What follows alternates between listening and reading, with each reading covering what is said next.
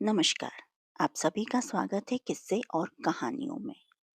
आज सोमवार त्रयोदशी व्रत यानी प्रदोष व्रत है, जो भी सोमवार का है, जिसे सोम प्रदोष कहते हैं क्योंकि ये सोमवार को पड़ता है। मैं यहाँ सिर्फ प्रदोष की कथा नहीं कहूँगी, सोम प्रदोष की। मैं यहाँ आपको प्रदोष व्रत के बारे में सारी जानकारी दूंगी। इसकी वजह यह है कि जब हम कोई व्रत करते हैं या उपवास करते हैं, तो हमें उसके बारे में पता होना चाहिए कि इसमें क्या ध्यान देना है, क्या महत्व है, क्या विधि है, क्या खा सकते हैं, उद्यापन और प्रदोष व्रत क्यों किया जाता है। हम प्रदोष तो कर लेते हैं, लेकिन हमें ये ज्ञान नहीं होता है कि हम क्यों करते हैं। तो मैं इस वीडियो को ज़्यादा लंबा न खींचते हुए शुरू करती हूँ और इन सब चीज़ों का विशेष ध्यान रखते हुए मैं सोम प्रदोष व्रत कथा बताती हूँ। त्रयोदशी व्रत कथा, जिसे प्रदोष व्रत कथा भी कहते हैं। एकादशी की तरह ही हर महीने में 2 बार प्रदोष व्रत आता है, जो कि हर शुक्ल और कृष्ण पक्ष की त्रयोदशी तिथि यानी 13 को रखा जाता है। त्रयोदशी तिथि की शाम काल को प्रदोष काल कहते हैं, इसलिए इसे प्रदोष व्रत भी कहते हैं। यह व्रत महादेव और माता पार्वती को समर्पित है। इस व्रत को भी बहुत प्रभावशाली माना गया है। प्रदोष व्रत में महादेव का पूजन प्रदोष काल में ही किया जाता है। माना जाता है कि प्रदोष काल में महादेव का पूजन करने से सभी देवी देवताओं से आशीर्वाद प्राप्त होता है। साप्ताहिक दिवस सोमवार को आने वाले प्रदोष को सोम प्रदोष कहते हैं। वैसे तो त्रयोदशी तिथि ही भगवान शिव की पूजा के लिए सर्वश्रेष्ठ है, परंतु प्रदोष के समय शिव जी की पूजा करना और भी लाभदायक है। प्रदोष काल सूर्यास्त के 1.5 घंटे बाद तक माना जाता है। इसके अलावा प्रदोष काल को खास तौर पर महादेव का पूजन ही किया जाता है। माना जाता है कि इस दिन महादेव का व्रत रखने और प्रदोष काल में विधि विधान से महादेव का पूजन करने से वे प्रसन्न होते हैं और सभी मनोकामनाएं पूरी करते हैं। प्रदोष काल को ही ध्यान के लिए और सुषुम्ना नाड़ी को जागृत करने के लिए विशेष समय माना जाता है। प्रदोष व्रत में ध्यान देने योग्य व्रत। प्रदोष व्रत एक ही देश में 2 अलग अलग शहरों में अलग अलग हो सकते हैं, क्योंकि सूर्यास्त के ऊपर निर्भर करता है कि प्रदोष काल कब होता है। कभी कभी ऐसा भी देखने को मिलता है कि प्रदोष व्रत त्रयोदशी के एक दिन पूर्व अर्थात द्वादशी तिथि के दिन भी हो जाता है। सूर्यास्त होने का समय सभी शहरों के लिए अलग अलग होता है, अतः प्रदोष व्रत करने से पूर्व अपने समय शहर का सूर्यास्त समय अवश्य जांच लें।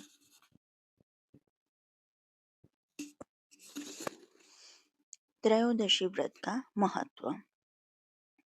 त्रयोदशी तिथि का मूलतः चंद्रमा से संबंध है। यदि कुंडली में चंद्रमा की स्थिति सही नहीं है, तो त्रयोदशी या प्रदोष व्रत करने से भी लाभ मिलता है। सोम प्रदोष के दिन भोलेनाथ का रुद्राभिषेक और श्रृंगार का विशेष महत्व है। इस दिन सच्चे मन से भोलेनाथ की पूजा करने से मनोवांछित फल की प्राप्ति होती है। लड़का या लड़की की शादी विवाह की अड़चनें दूर होती हैं। संतान की इच्छा रखने वाले लोगों को इस दिन पंचगव्य से महादेव का अभिषेक करना चाहिए। वहीं ऐसे जातक जिन्हें लक्ष्मी प्राप्ति और करियर में सफलता की कामना हो, उन्हें दूध से अभिषेक करने के बाद शिवलिंग पर फूलों की माला अर्पित करनी चाहिए। मान्यता है कि ऐसा करने से भोलेनाथ अत्यंत प्रसन्न होते हैं।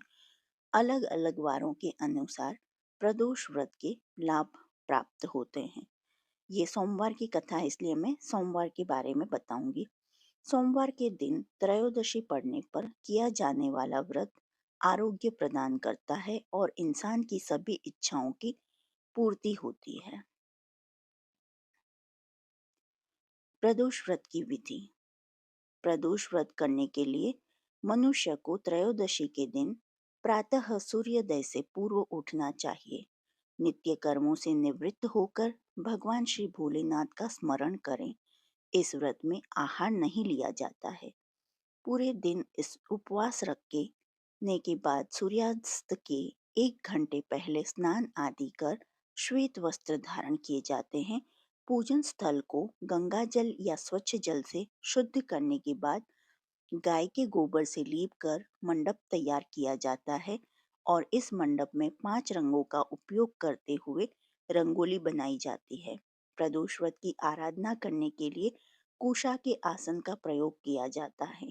इस प्रकार पूजन की तैयारियां करके उत्तर पूर्व दिशा की ओर मुख करके बैठें और भगवान शंकर का पूजन करना चाहिए। पूजन में भगवान शिव के मंत्र ओम नमः शिवाय का जाप करते हुए शिव को जल चढ़ाना चाहिए। व्रत की कथा, शिव चालीसा और माँ पार्वती की आरती करें। प्रदोष व्रत में क्या खा सकते हैं? प्रदोष व्रत यूं तो निर्जला रखा जाता है, लेकिन इसे फलाहार का भी सेवन कर सकते हैं। प्रदोष व्रत पूरे दिन रखा जाता है, इसलिए इस व्रत के नियमों का पालन बहुत जरूरी है। परंतु शारीरिक रूप से कमजोर, विक्षिप्त या जो व्यक्ति शारीरिक रूप से बहुत ही कमजोर हैं, जो फलाहार या एक समय भोजन करके यह उपवास कर सकते हैं। लेकिन सारा दिन खाना पीना खाकर मुंह बार बार जूठा न करें। लेकिन आपकी शारीरिक क्षमता न हो तो आप ये भी कर सकते हैं। उद्यापन विधि। इस व्रत को 11 या फिर 26 त्रयोदशियों तक रखने के बाद व्रत का उद्यापन करना चाहिए। व्रत का उद्यापन त्रयोदशी तिथि पर ही करना चाहिए। उद्यापन से एक दिन पूर्व श्री गणेश का पूजन किया जाता है। पूर्व रात्रि में कीर्तन करते हुए जागरण किया जाता है। प्रातः जल्दी उठकर मंडप बनाकर मंडप को वस्त्रों और रंगोली से सजाकर तैयार किया जाता है। ओम उमा सहित शिवाय नमः मंत्र का एक माला यानी 108 बार जप करते हुए हवन किया जाता है। हवन में आहुति के लिए खीर का प्रयोग किया जाता है। हवन समाप्त होने के बाद भगवान भोलेनाथ की आरती की जाती है और शांति पाठ किया जाता है। अंत में 2 ब्राह्मणों को भोजन कराया जाता है और सामर्थ्य अनुसार दान दक्षिणा देकर आशीर्वाद प्राप्त किया जाता है। अब ये तो है कि हाँ, त्रयोदशी व्रत है ये, लेकिन इस व्रत को क्यों करते हैं यह भी हम जानते हैं। कहा जाता है कि समुद्र मंथन के दौरान सब हलाल विष निकला था, तो सृष्टि को बचाने के लिए उस भयंकर विष को पी लिया था। वो विष इतना ज्यादा असरकारी था कि उसे पीने के बाद महादेव का कंठ नीला पड़ गया था और विष के प्रभाव से उनके शरीर में असहनीय जलन होने लगी। तब देवताओं ने जल, बेलपत्र वगैरह से महादेव की जलन को कम किया था। जिस समय ये घटना घटी थी उस समय त्रयोदशी तिथि थी और प्रदोष काल था। संसार को विष के प्रभाव से बचाने के बाद देवताओं ने इसी प्रदोष काल में महादेव की स्तुति की थी। प्रसन्न होकर महादेव ने भी तांडव किया था। तभी से यह त्रयोदशी तिथि को प्रदोष काल में महादेव के पूजन की परंपरा चलती आ रही है और इस दिन रखा जाने वाला व्रत प्रदोष व्रत के नाम से प्रसिद्ध हो गया। दूसरी मान्यता ये है, जो एक पौराणिक कथा के अनुसार चंद्रदेव जब अपनी 27 पत्नियों में से सिर्फ एक रोहिणी से ही सबसे ज्यादा प्यार करते थे और बाकी 26 को उपेक्षित रखते थे, जिसके चलते उन्हें श्राप दे दिया, जिसके चलते उन्हें कुष्ठ रोग हो गया। ऐसे में अन्य देवताओं की सलाह पर उन्होंने शिव जी की आराधना की और जहां आराधना की वहीं पर एक शिवलिंग स्थापित किया। शिव जी ने प्रसन्न होकर उन्हें न केवल दर्शन दिए बल्कि उनका कुष्ठ रोग भी ठीक कर दिया। चंद्रदेव का एक नाम सोम भी है। उन्होंने भगवान शिव को ही अपना नाथ स्वामी मानकर यहाँ तपस्या की थी, इसलिए इस स्थान का नाम सोमनाथ हो गया।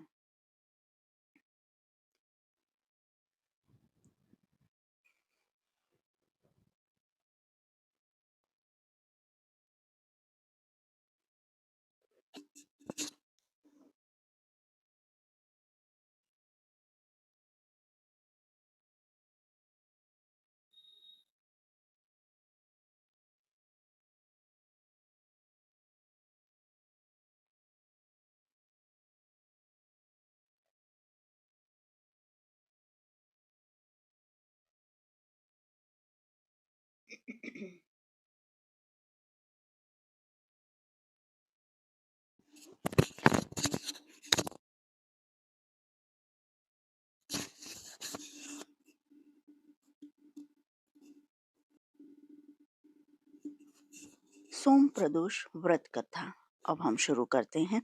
जो आप सभी को यह वीडियो लंबी लग रही हो तो आप इसको 11 मिनट बाद स्किप करके सिर्फ प्रदोष व्रत कथा सुन सकते हैं।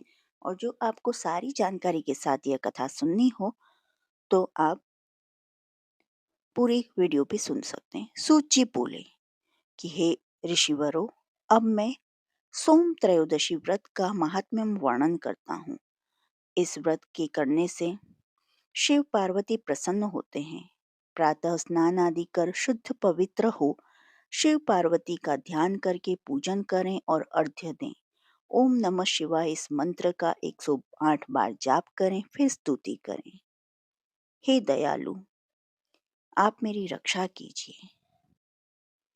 पूर्व काल में एक ब्राह्मणी अपने पति के मृत्यु के पश्चात निराधार होकर भिक्षा मांगने लग गई। वह प्रातः होते ही अपने पुत्र के साथ भीख मांगने लग पड़ी और संध्या तक घर लौटती थी भिक्षा मांगकर।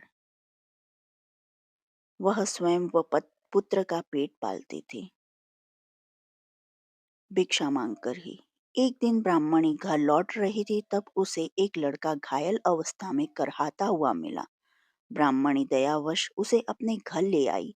वह लड़का विदर्भ देश का राजकुमार था। शत्रु सैनिकों ने उसके राज्य पर आक्रमण कर उसके पिता को बंदी बना लिया था और राज्य पर नियंत्रण कर लिया था, इसलिए वह मारा मारा फिर रहा था। राजकुमार ब्राह्मण पुत्र के साथ ब्राह्मणी के घर रहने लगा। एक दिन अंशुमती नामक एक गंधर्व कन्या ने राजकुमार को देखा और उस पर मोहित हो गया। अगले दिन अंशुमती अपने माता पिता को राजकुमार से मिलाने के लिए लाई। उन्हें भी राजकुमार भा गया। कुछ दिनों बाद अंशुमती के माता पिता को शंकर भगवान ने स्वप्न में आदेश दिया कि राजकुमार और अंशुमती का विवाह कर दिया जाए। उन्होंने बिल्कुल वैसा ही किया। ब्राह्मणी प्रदोष व्रत करती थी। उसके व्रत के प्रभाव और गंधर्व राज की सेना की सहायता से राजकुमार ने विदर्भ से शत्रुओं को खदेड़ दिया और पिता के राज्य को पुनः प्राप्त कर आनंद पूर्वक रहने लगा। राजकुमार ने ब्राह्मण पुत्र को अपना प्रधानमंत्री बनाया और ब्राह्मणी के प्रदोष व्रत के महात्म्य से राजकुमार और ब्राह्मण पुत्र के दिन फेरे। वैसे ही शंकर भगवान अपने दूसरे भक्तों के दिन फेरते हैं। जो आपको यह कहानी अच्छी लगी हो तो please like, share and subscribe करें और कमेंट बॉक्स में हर हर महादेव लिखें। और आपको मंगल प्रदोष या और प्रदोष की कहानी सुननी हो तो प्लीज प्रेस बेल आइकन। देखने के लिए धन्यवाद। जय हिंद, जय भारत।